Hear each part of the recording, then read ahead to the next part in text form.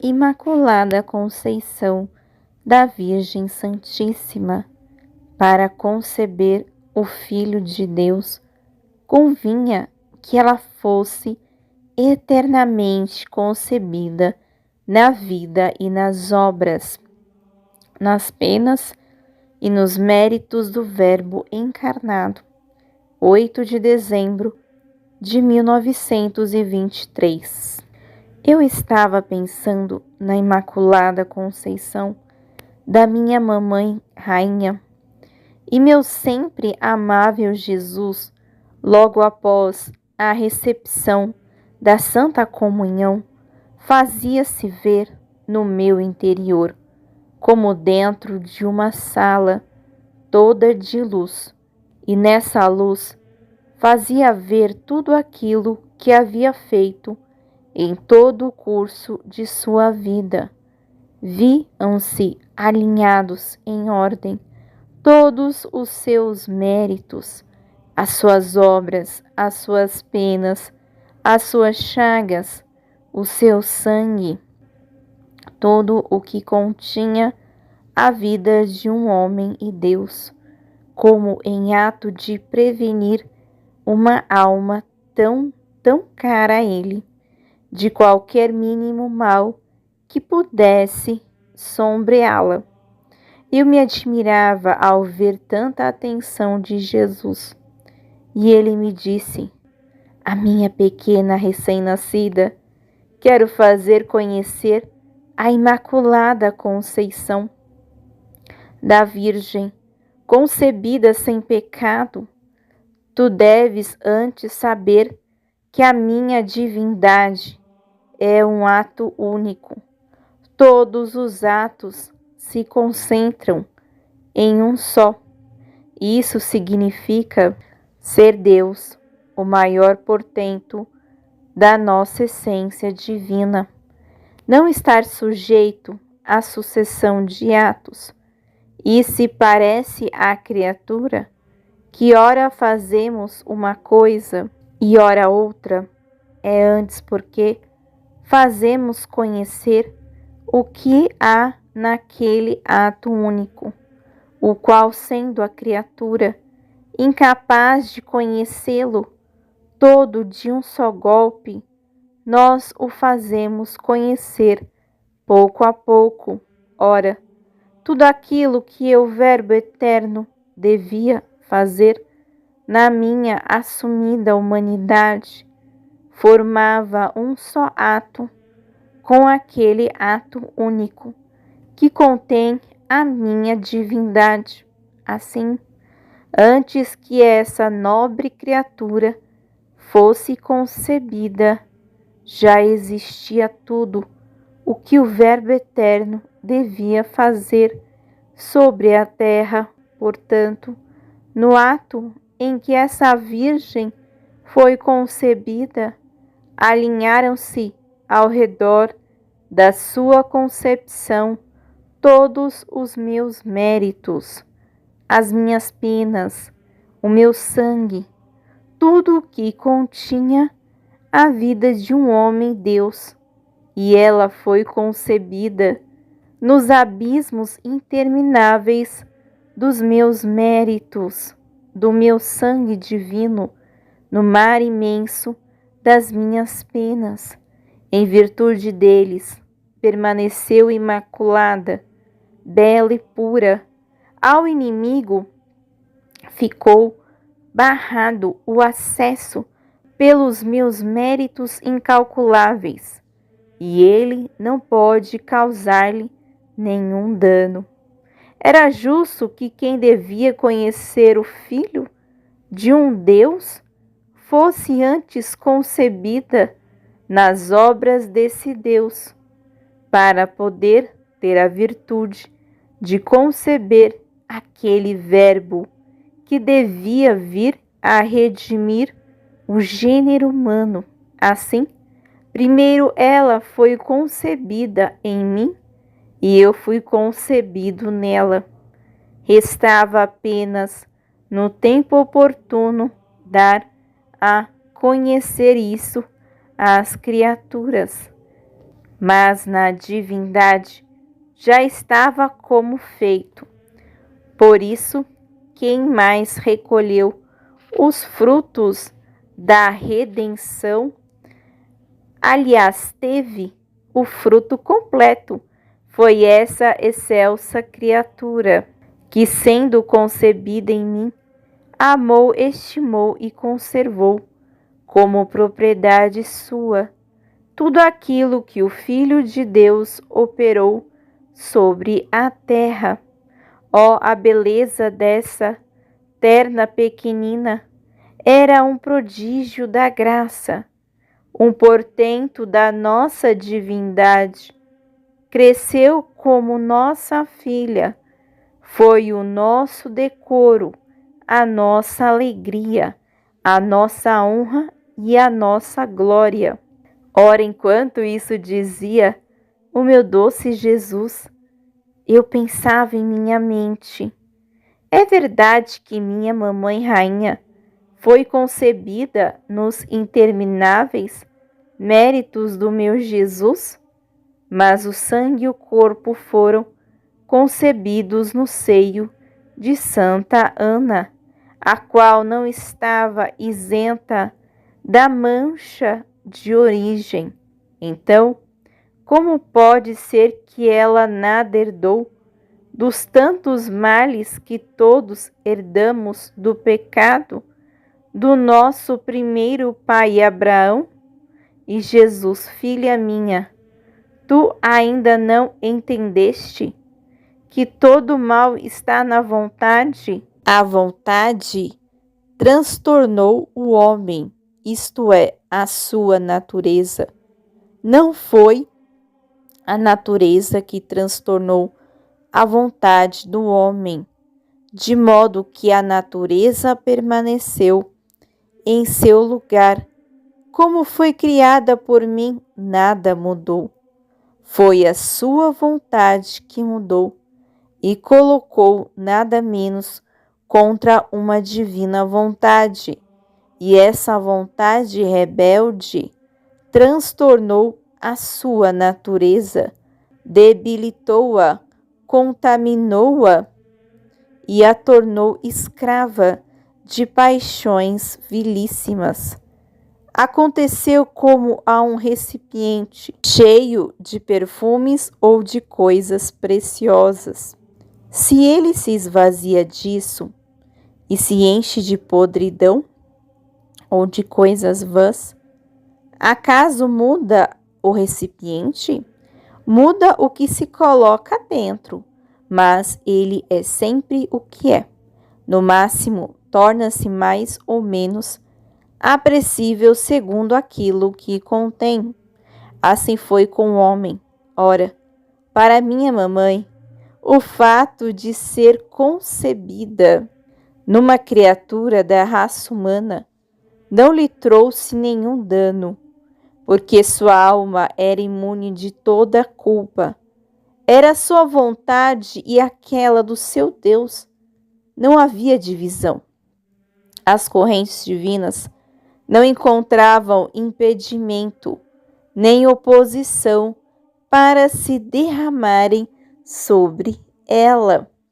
E em cada instante choviam sobre ela abundantes graças novas. Assim, com essa vontade e essa alma toda santa, toda pura, toda bela, o recipiente de seu corpo, que ela tomou de sua mãe, permaneceu perfumado, reabilitado, ordenado, divinizado, de modo a ficar isento até mesmo de todos os males naturais de que está invadida a natureza humana.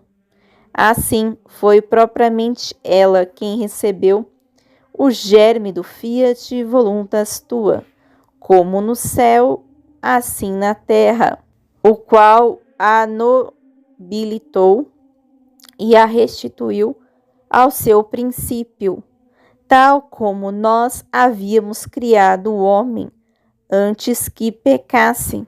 Melhor ainda, fê-la superado embelezou-a ainda mais com os contínuos fluxos daquele Fiat, o único que tem virtude de reproduzir imagens todas semelhantes àquele que as criou. E em virtude dessa divina vontade que agia nela, pode-se dizer que aquilo que Deus é por natureza, ela é por graça. A nossa vontade tudo pode fazer e a toda parte pode chegar, quando a alma nos dá liberdade de agir e não interrompe com a sua vontade humana o nosso operar. Para quem vive na divina vontade, é sempre Natal, e os mistérios da vida de Jesus são um ato contínuo. Para essa alma não há trapos de misérias. A morte contínua de Jesus e, como ele, de Luísa, na divina vontade. 26 de dezembro de 1923. Passaram-se dias amarguíssimos pela privação do meu doce Jesus. Sentia-me como um vilíssimo trapo que Jesus havia posto de lado, porque lhe causava repugnância. Tão sujo me via, dentro de mim sentia dizer: na minha vontade não há trapos, mas tudo é vida e vida divina. O trapo se suja e se rasga, porque não contém vida. Ao contrário, na minha vontade, que contém vida e dá vida a tudo, não há perigo de que a alma possa se reduzir em pedaços e muito menos se sujar. Eu, não dando ouvidos a isso, pensava comigo: que belas festas natalinas Jesus me faz fazer. Vê-se que me ama. E ele, movendo-se em meu interior, acrescentou: filha minha, para quem faz a minha vontade, é sempre Natal. Assim que a alma entra no meu querer, eu fico concebido no seu ato. À medida que ela o vai cumprindo, eu desenrolo a minha vida. Quando o termina, eu ressuscito e a alma fica concebida em mim. Desenrola sua vida na minha. Ressuscita nos mesmos meus atos. Vê, pois, que as festas natalinas são para quem, uma vez por ano, se prepara, se coloca na minha graça. E por isso sente em si algo novo do meu nascimento. Mas para quem faz a minha vontade, é sempre Natal. Eu renasço em cada um dos seus atos.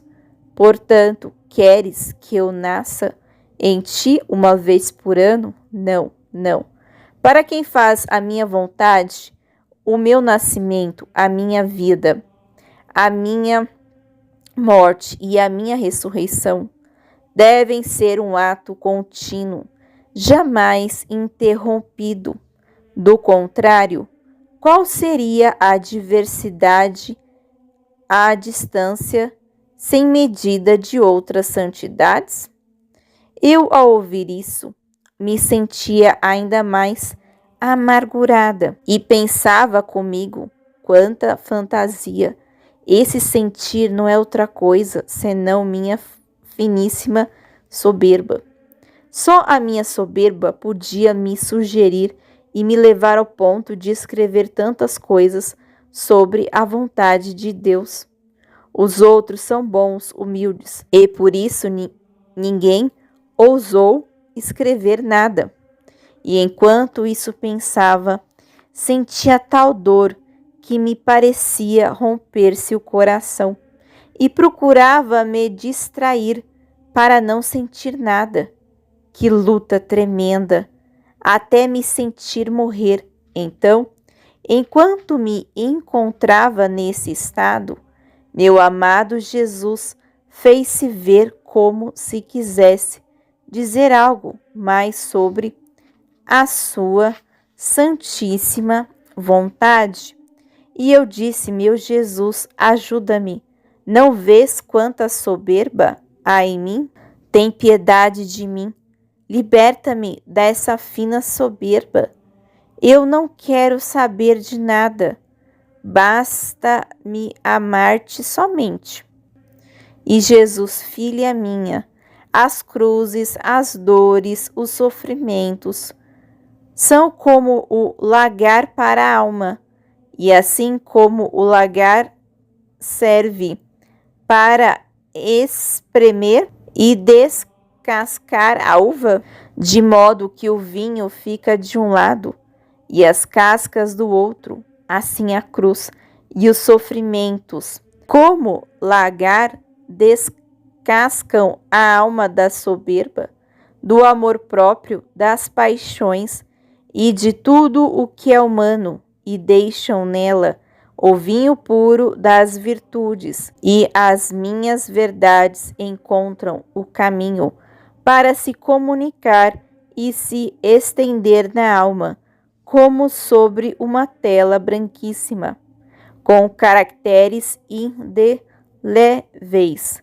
Como pode então temer, se todas as vezes que te manifestei as minhas verdades sobre a minha vontade, essas verdades foram sempre procedidas por cruzes, dores e sofrimentos, e quanto mais elevadas, tanto mais intensas e fortes as dores. Não era senão a pressão do lagar que eu exercia em ti para te descascar de todo o humano. Era mais interesse meu do que teu, que as minhas verdades não ficassem misturadas com as cascas das paixões humanas. E eu, meu Jesus, perdoa-me. Se te digo isto, és tu mesmo a causa dos meus temores. Se tu não me deixasses, se não te escondesses e não me privasses de ti, em mim não haveria lugar para que surgissem esses temores. Ah, Jesus, tu faz-me morrer, mas com morte cruel e com dupla morte, porque não morro. Ah, se eu pudesse experimentar a morte e morrer, como me seria doce? Ah, Jesus, eu te digo, não aguento mais. Ou leva-me contigo, ou fica comigo. Ora, enquanto eu dizia isso, meu amável Jesus me espreitava entre os seus braços e com suas mãos, como se me desse corda, eu me via colocada sob um torno, espremida, triturada. Eu mesma não sei dizer que dor sentia em mim, e só ele o sabe, que me fazia sofrer. Depois disse-me: filha dileta do meu querer, olha dentro de mim como a minha vontade suprema não concedeu sequer um respiro de vida à vontade da minha humanidade? Embora fosse santa, nem isso me foi concebido. Devia estar sob a pressão, mas ainda que sob um torno de uma divina vontade, infinita, interminável, que se constituía a vida de cada uma das minhas palpitações, palavras e atos. E a minha pequena vontade humana morria em cada palpitação, respiro, ato, palavra, etc. Mas morria de fato, sentia realmente a morte, porque jamais teve vida. Conservava a minha vontade humana apenas para fazê-la morrer continuamente. Embora isso fosse grande honra para minha humanidade e fosse o maior dos portentos, a cada morte da minha vontade humana era substituída por uma vida de divina vontade, mas o morrer continuamente foi o maior, o mais duro, o mais amargo e doloroso martírio da minha humanidade. Oh, como ficam diminuídas as penas da minha paixão diante desse meu contínuo morrer. E só nisto eu contemplava a perfeita glória do meu Pai Celestial e amava com o amor que supera todo outro amor por todas as criaturas. Morrer, sofrer, fazer algo de grande de vez em quando, com intervalos, não é grande coisa. Também os santos, os bons e outras criaturas agiram, sofreram, morreram. Mas porque não foi um sofrer, um fazer e um morrer contínuo, não constitui perfeita glória ao Pai, nem redenção que se possa estender a todos. Por isso, minha filha recém-nascida, no meu querer eterno, vê um pouco para onde o teu Jesus te chama, te quer, sob o torno da minha divina vontade, para que a tua vontade receba morte contínua, como a minha vontade humana. Do contrário, não poderia fazer surgir a nova época, que o meu querer venha reinar sobre a terra. É necessário o ato contínuo, as penas, a morte, para poder arrancar do céu o fiat voluntas tua. Atenta a isso, filha minha, não prestes atenção aos outros, nem aos meus outros santos, nem ao modo como me comportei com eles, que te faz despertar admiração o modo como me conduzo contigo. Para aqueles eu queria fazer uma coisa. Para ti é coisa totalmente diversa. E enquanto isso dizia, tomava forma de crucificado, apoiava sua fronte sobre a minha, estendia-se sobre toda a minha pessoa, e eu permanecia sob a sua pressão, toda à mercê da sua vontade. Livro do Céu, volume 16. Escrito, serva de Deus, Luísa Picarreta, a pequena filha da divina vontade.